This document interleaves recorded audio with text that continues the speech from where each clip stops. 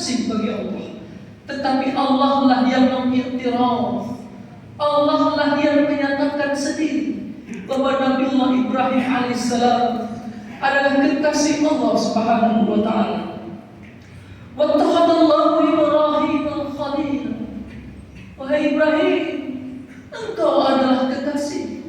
Allah sendiri yang menyatakan bahwa Ibrahim alaihissalam adalah kekasih bagi Allah Subhanahu wa taala. Lalu Nabiullah Ibrahim juga tidak pernah mengaku-ngaku dirinya sebagai imam bagi seluruh manusia. Tetapi Allah sendirilah yang mengiktiraf, Allah sendirilah yang menyatakan bahwa Nabi Ibrahim adalah seorang pemimpin di antara manusia. Jadi Nabi Ibrahim alaihissalam tidak pernah mengaku dirinya sebagai seorang pemimpin bagi seluruh manusia. Allah sendiri yang melakukan dan menyatakan, Allah sendiri yang mengiktiraf bahwa Nabiullah Ibrahim alaihissalam adalah seorang pemimpin. Inni ja'iluka lin-nasi imama ya Ibrahim. Engkau adalah pemimpin di antara manusia. Allah sendiri yang menyatakan. Lalu pertanyaannya, siapakah Ibrahim ini? Siapakah orang seperti Ibrahim ini? Manusia seperti apa yang Allah jadikan sebagai khalil, yang Allah jadikan sebagai kekasih bagi dirinya, sebagai kekasih bagi zatnya. Dan Allah sendiri yang menjadikan Nabiullah Ibrahim alaihissalam sebagai pemimpin di antara manusia.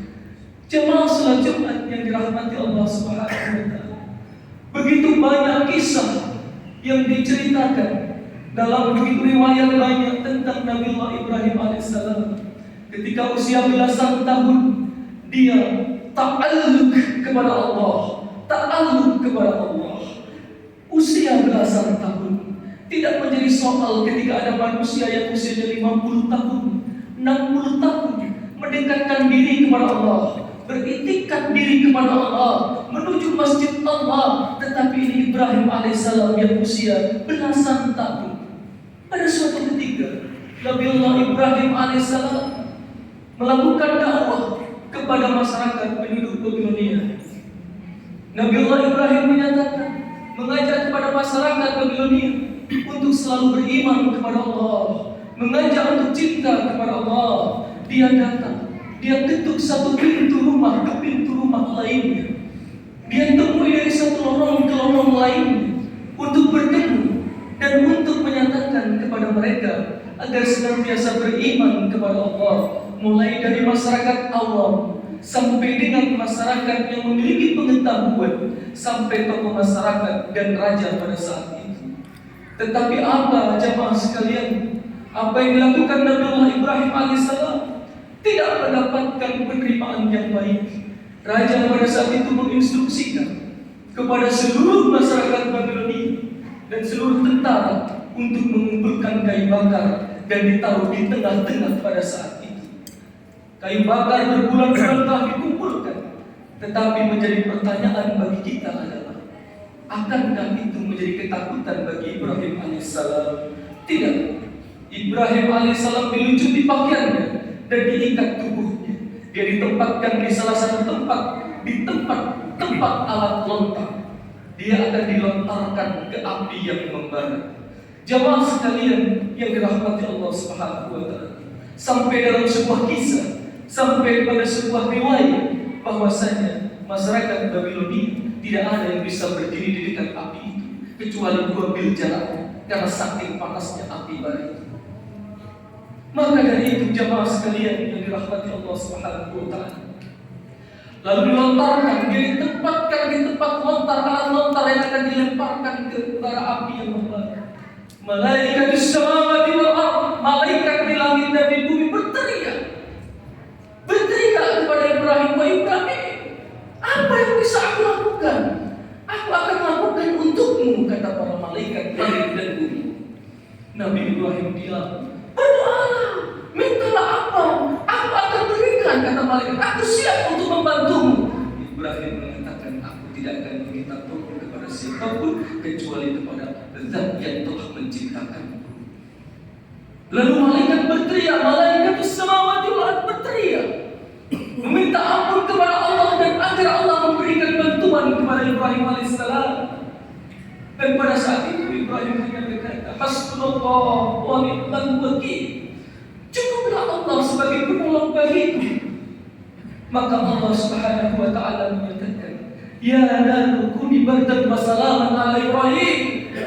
Dan pada saat itulah api tidak bisa membakar Nabi Ibrahim alaihissalam. Apa yang tidak mungkin bagi manusia mungkin bagi Allah. Apa yang tidak akan pernah terjadi bagi pikiran manusia akan terjadi bagi Allah Subhanahu wa taala. Apa yang bisa kita petik dari cerita ini? Yakni adalah ta'alluq kepada Allah. Ketika kita sudah pasrahkan ikatan kita dengan Allah Subhanahu wa taala, maka segala sesuatu yang akan kita hadapi di depan kita itu tidak akan pernah terjadi ketika kita minta tolong dan bantuan kepada Allah Subhanahu wa taala. Ibrah yang bisa dipelajari oleh kita adalah ta'alluq kepada Allah. Ikatan antara kita dengan Allah, akidah dan kepercayaan kita kepada Allah harus kita ikatkan sekuat Ibrahim alaihissalam. Tidak hanya itu, di usianya yang senja, Nabiullah Ibrahim alaihissalam baru saja dikaruniai seorang putra yang tampan bernama Ismail. Lalu Allah perintahkan Ibrahim untuk berdakwah di tempat yang jauh. Lalu ditempatkanlah di sebuah lembah istri dan anak.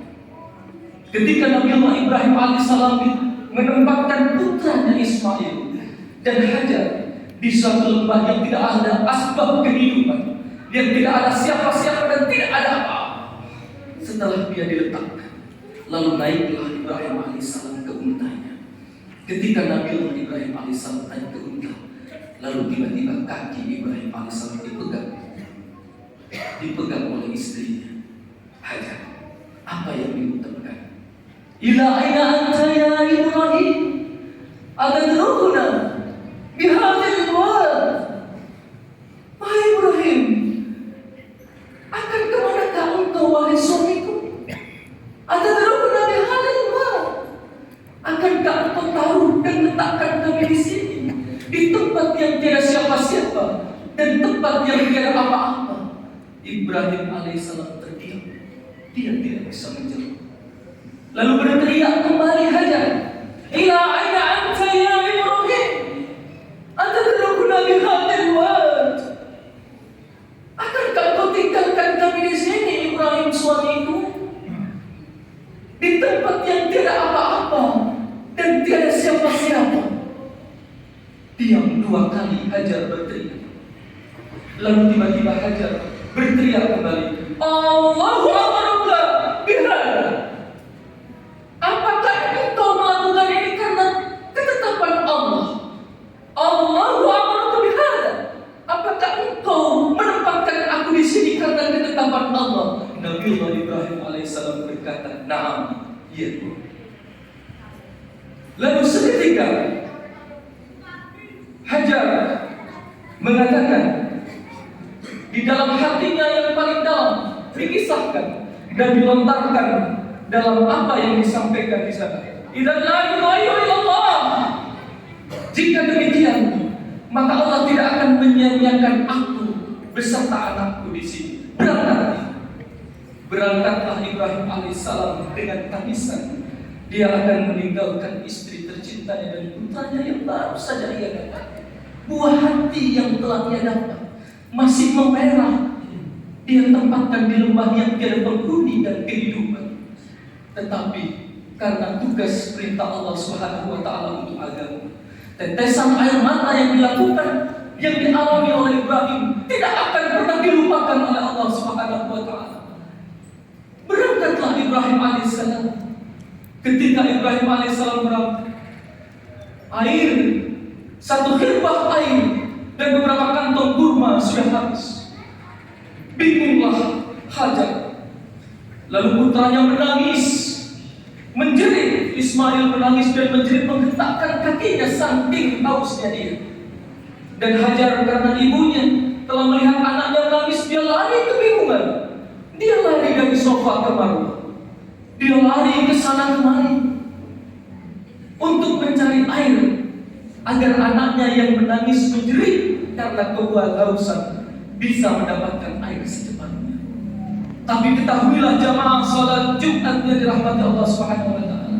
Tetesan air mata dan tangisan Ismail serta Hajar serta Ibrahim diterima oleh Allah, ditampung, dihasal oleh Allah, lalu diganti oleh Allah dengan air Zam-Zam yang terpancar, yang tidak akan pernah berhenti dan habis sampai yaumil qiyamah.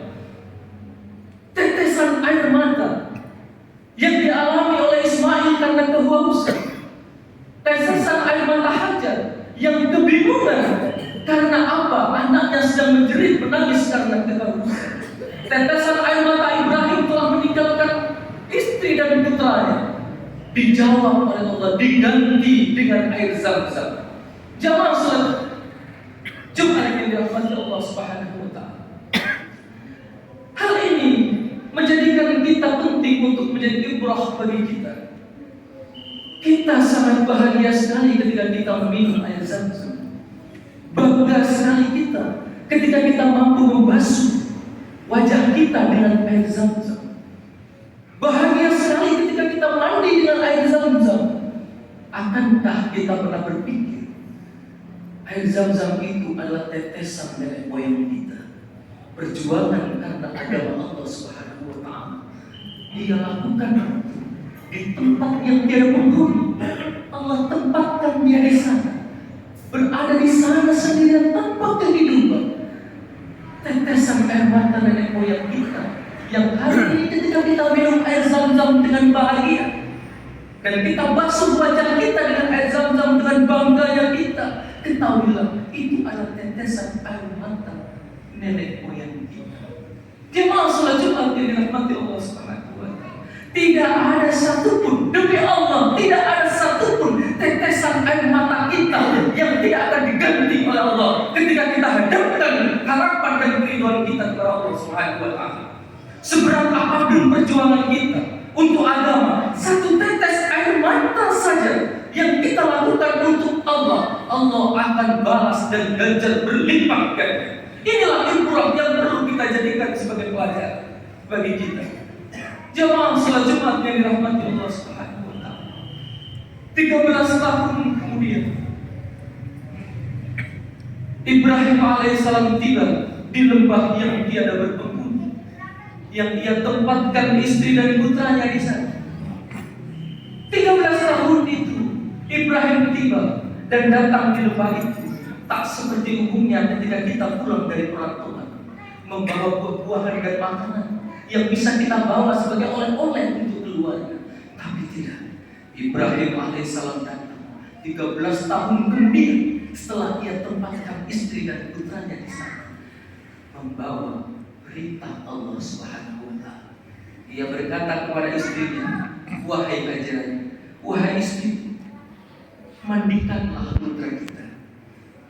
Berikanlah pakaian yang baik untuknya dan sisirlah rambutnya dengan indah, karena aku akan mengajak dia di tempat yang terbaik, di tempat yang termegah, di tempat yang terbaik bagi kamu."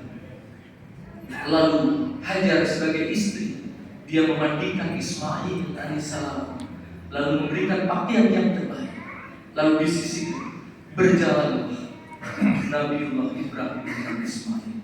Disitulah percakapan terjadi yang diabadikan di dalam Al-Quran.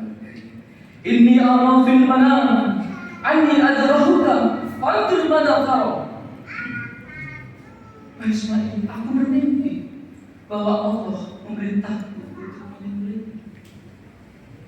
Ini percakapan yang disampaikan oleh Ibrahim kepada Ismail alaihissalam. Lalu apa kata Ismail? Ya abati af'al ma'ruf. Laksanakanlah mimpi itu, laksanakanlah perintah itu. Lalu dilanjutkan, satajiduni insyaallah minas sabirin. Insyaallah aku akan mendapat dalam keadaan yang bersabar.